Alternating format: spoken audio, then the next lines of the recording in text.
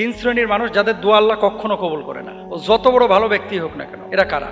Be careful. ওই ক্যাটাগরিতে আপনি পড়েছেন কিনা একটু মিলে আনেন তো। নবীজি সাল্লাল্লাহু আলাইহি ওয়াসাল্লামের 1 নম্বর হাদিস, আল্লাহর হাবিব সাল্লাল্লাহু আলাইহি ওয়াসাল্লাম বলছেন, উদউল্লাহ ওয়া আনতুম মুকিনুনা বিল ইজাবাতি ওয়া আলামু আন্নাল্লাহা লা ইস্তাজিবু দুআ মিন কলবিন গাফিলিন লাহিন। এটা আবু হুরায়রা রাদিয়াল্লাহু তাআলা আনহু থেকে বর্ণিত হাদিস। রাসূল আকরাম সাল্লাল্লাহু আলাইহি ওয়াসাল্লাম বলেছেন, তোমরা আল্লাহর কাছে দোয়া করো এই বিশ্বাস নিয়ে যে তিনি কবুল করবেন, আর জেনে রাখো আল্লাহ এমন দোয়া কবুল করেন না যা গাফেল, অমনোযোগী, উদাসীন হৃদয় থেকে করা হয়। কিছু লোক দেখবেন দোয়া এভাবে হাত তোলে আর এইভাবে মাথা চুলকায়, দোয়ায় হাত তুলে মোবাইল টিপতেছে, দোয়ায় হাত তুলে আল্লাহর কাছে কোনো আকুতি নাই, কোনো বিনয় নাই, কোনো চাওয়ার মানসিকতা নাই।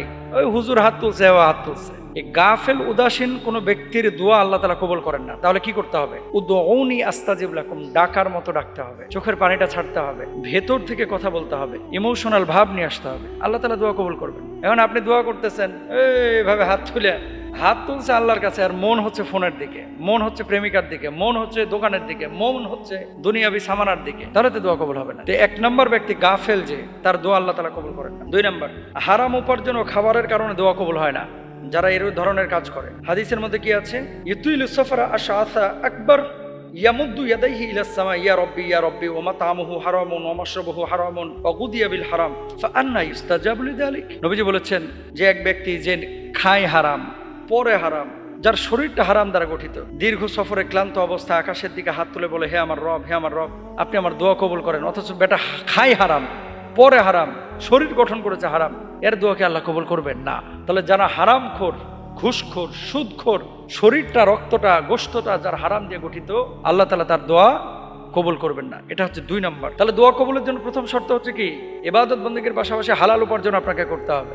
খাইবেন হারাম আর দোয়া করবেন ফটফটায় কবুল হবে, এটা হবে না। 3 নম্বর, তাড়াহুড়ো করে দোয়া ছেড়ে দেওয়া। ইউস্তাজাবু লিআহাদিকুম মা লাম ইয়াজাল ইয়াকুলু দাআউতু ফালাম ইউস্তাজাব লি। তোমাদের দোয়া কবুল করা হয় যতক্ষণ না সে তাড়াহুড়া করে বলে আমি দোয়া করছি কিন্তু আমার দোয়া কবুল হয়নি।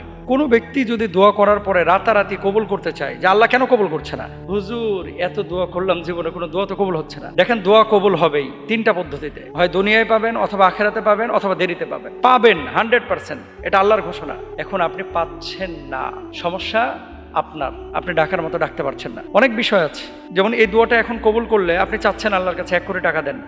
কারণ আপনারা এখন যদি 1 কোটি টাকা দেওয়া হয়, 1 কোটির ভার আপনি সামলাইতে পারবেন? মানেটা কি? কিছু মানুষ আছে এই গাঞ্জাখোর যেগুলা, ওই 1 কোটি পায়ে গাঞ্জা খায় শেষ করে ফেলবে। আর যখন আপনার বাচ্চা কাচ্চা হবে, তখন 1 কোটি দিলে হয়তো বা বাচ্চার দিকে মায়া জন্মাবে এবং 5টা মানুষের রুটি রুজি হবে। তা আল্লাহ তখন সেটা আপনাকে দেবে। আপনি এখন এত তাড়াহুড়া করছেন কেন? এই জন্য দোয়া করে কেউ যদি তাড়াহুড়া করে, এর দোয়া কবুল হয় না। স্থির হইতে হয়, তাওয়াক্কুল করতে হয়, ধৈর্য ধারণ করতে হয়, তাহলে এই দোয়া কবুল হয়। আল্লাহ সুবহানাহু ওয়া তাআলা বলছেন, ওয়াইদা সালাকা ইবাদি আন্নি ফাইন্নী করিব উজিবু দাওয়াতাদ দাঈ ইযা দাআন। আমার বান্দারা যখন আমার সম্পর্কে জিজ্ঞেস করে, আমার কাছে চায়, আমি তো খুবই কাছে, এবং আমি দোয়াকারীর দোয়া কবুল করি যখন সে আমাকে ডাকে। সুবহানাল্লাহ। এই জন্য আমরা ডাকতে থাকবো, দোয়া কবুল আল্লাহ নিঃসন্দেহে করবেন ইনশাআল্লাহ।